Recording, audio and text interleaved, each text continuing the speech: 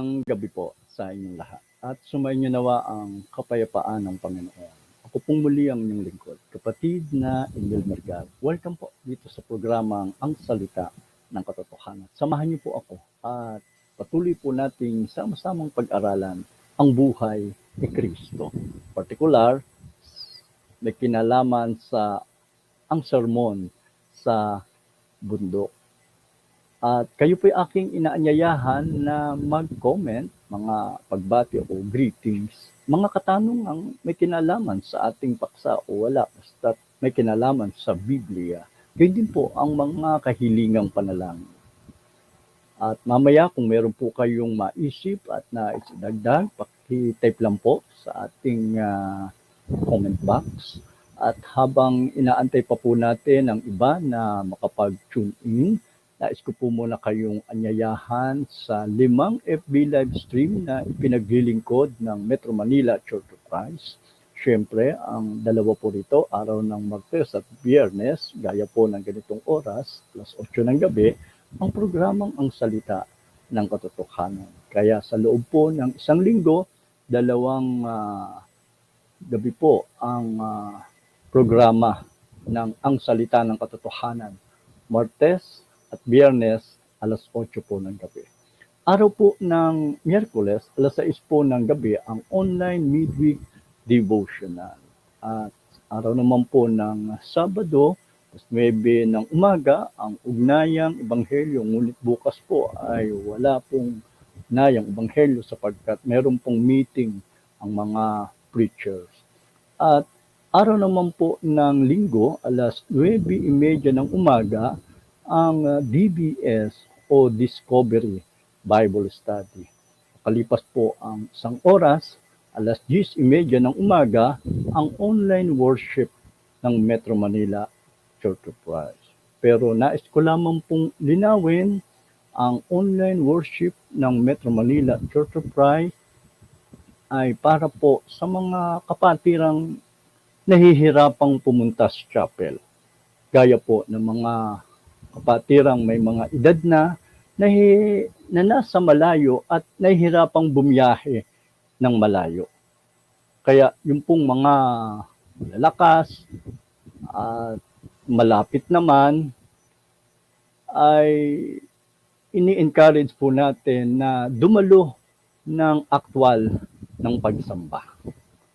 At sapagkat ang inyong lingkod ay regular na tagapagsalita ng midweek devotional ng Caloocan Church of Christ Grace Park tuwing Miyerkules, alas 7 ng gabi, kayo din po ay aking inaanyayahan na mag-join at patuloy po nating sama-samang pag-aralan ang serye na aking pong ibinabahagi tuwing araw po ng Miyerkules. At sa mga hindi pa po kabilang sa Church of Christ, kayo naman po ay aking inaanyayahan sa isang oras na libreng pag-aaral ng Biblia. Isang oras lamang po ito at libre. Wala po kayong anumang aalalahan. Ang Metro Manila Church of Christ ay meron pong libreng load na ibinibigay. Kung kayo po'y interesado na mag-join sa online Bible study at nangangailangan ng load, pwede po kayong paloadan bago po magsimula ang online Bible study. Pero kayo po ang mamimili kung anong klase ng pag-aaral ang gusto nyo pong gawin natin.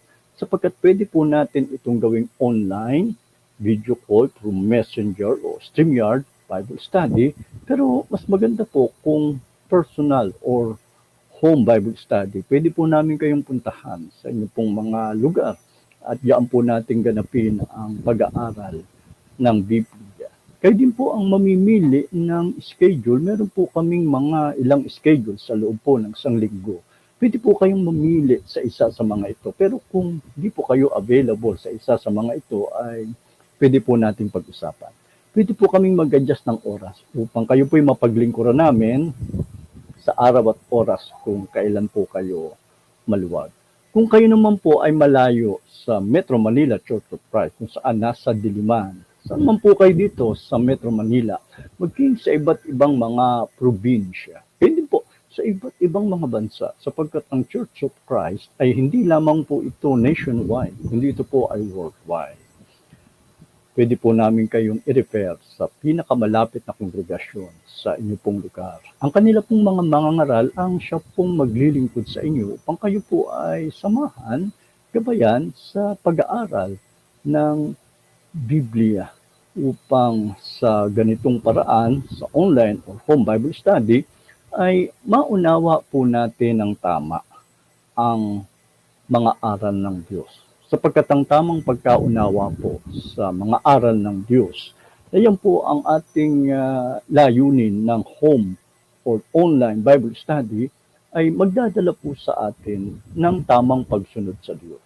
At ang tamang pagsunod sa Diyos, ang siya naman po magdadala sa atin ng tiyakan ng ating pong kaligtasan. Sapagkat ang salita ng Diyos na nakasulat sa Biblia ay tiyak, ngayon pa lang, habang tayo'y nabubuhay, maari na po nating matiyak